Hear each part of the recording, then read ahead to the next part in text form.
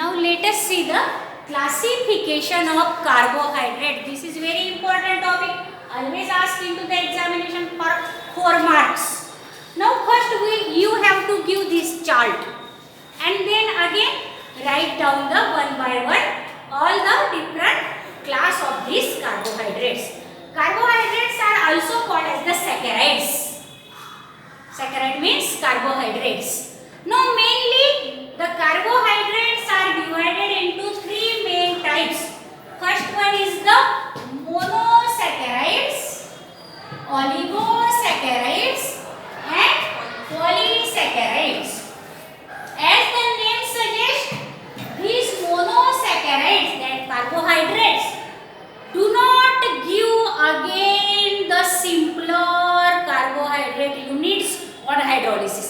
That means they are the last carbohydrate. They do not again give simple carbohydrates after hydrolysis. So, do not hydrolyze into the smaller units again, these monosaccharides. Into that, glucose, fructose, maltose, lactose, such carbohydrates are there which do not again hydrolyze. Now, these monosaccharides are sweet in taste. They are readily soluble into the water. They are the crystalline substances and they are naturally found into the, that is, fruits or in some, that is, sweet vegetables they are found. Now they are also again divided into, that is the that is triodes, tetrodes, pentose and hexose sugar. Now these glucose and fructose are the hexose sugar because they contain the 6 carbon atoms. Then pentose sugar is the, that is the found into the DNA and RNA. That is pentose. That is ribose sugar. That is the pentose sugar. Again, due to the functional group present into their molecules, they are again divided into aldogens and ketones. Now, if the monosaccharide sugar contain aldehydic group into their molecule, then they are called as the aldogens. The monosaccharides, which are aldogens, containing the aldehydic group into them, they are called as the aldogens, and for example, glucose. Again, if the monosaccharides contain the ketonic group in their molecule, they are called as the ketones, and for example, fructose.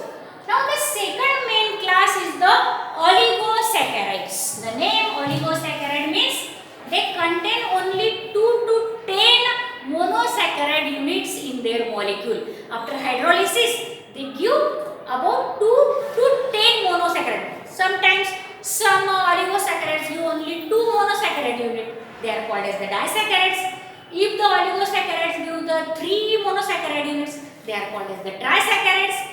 If the oligosaccharides gives 4 monosaccharide units, they are called as the tetrasaccharides. In this way, up to 10 units they can give the monosaccharides after hydrolysis. So, they yield 2 or 10 number of monosaccharide units. Now, remember that these oligosaccharides are also sweet in taste.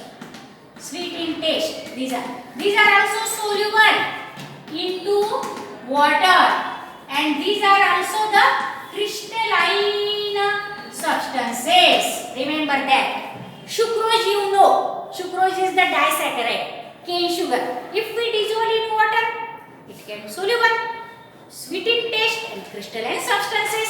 So oligosaccharides also are the crystalline substances with sweet taste and soluble into the water. Now they are again classified as disaccharide, trisaccharide, tetrasaccharides, pentasaccharides according to the number of monosaccharide units which they give after hydrolysis. Now if it is the disaccharide, it yields 2 monosaccharide units. For example, sucrose, maltose, lactose. You know that sucrose give the 2, that is the glucose and fructose monosaccharide unit.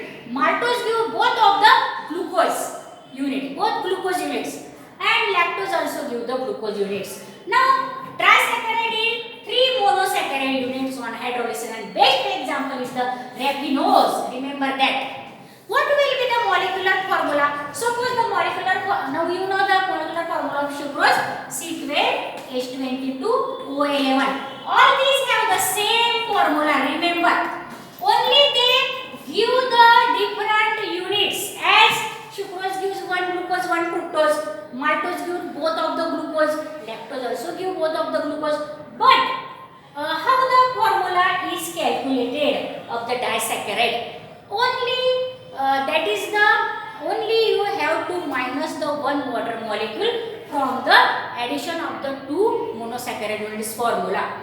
Now see here, 2 hydrogen and 1 oxygen is less. Then what will be the formula of Lapinose? It will be C18H, that is how many there? That is 32, because 4 hydrogen you have to minus from that. And out of the again 18 oxygen minus the 2 oxygen, so that there are the that is O16 into this, because 2 water molecules are less in the summation of the monosaccharide units formula. Now there, this is the formula of Rapinose. And what is the tetrasaccharide? They yield the 4 monosaccharide units on hydrolysis, and the best example is the stachose, and the molecular formula is C24H, that is the from 48 hydrogen molecule minus the 6 hydrogen molecules, that is the 42, and O, there are the 21. Now this is the formula. In the old textbook, they are given all these formulae. And if you hydrolyze that, only add 1 water molecule into the disaccharide, 2 water molecules into the trisaccharide, and 3 water molecules into the tetrasaccharide, then you got the monosaccharide units. And the last one class is the polysaccharides. As the name suggests, they may give the large number of many monosaccharide units, but they are tasteless. You know the starch is found in potatoes. If you take the taste of potato, it is tasteless, but after chewing many times, we feel that the sweet in taste, because the starch in the potato get hydrolyzed into the many monosaccharide unit glucose. After the hydrolysis of starch, there are the many monosaccharide glucose units are there. So as starch after chewing gives sweet in taste, that is the potato, that means it is converted due to our ptyalin, that is our enzyme present in the mouth, and due to that enzyme the starch is converted into the glucose. So after chewing the potato, we feel or taste like the sweet in taste. So polysaccharide is large number of monosaccharide units on hydrolysis. They are tasteless, yes.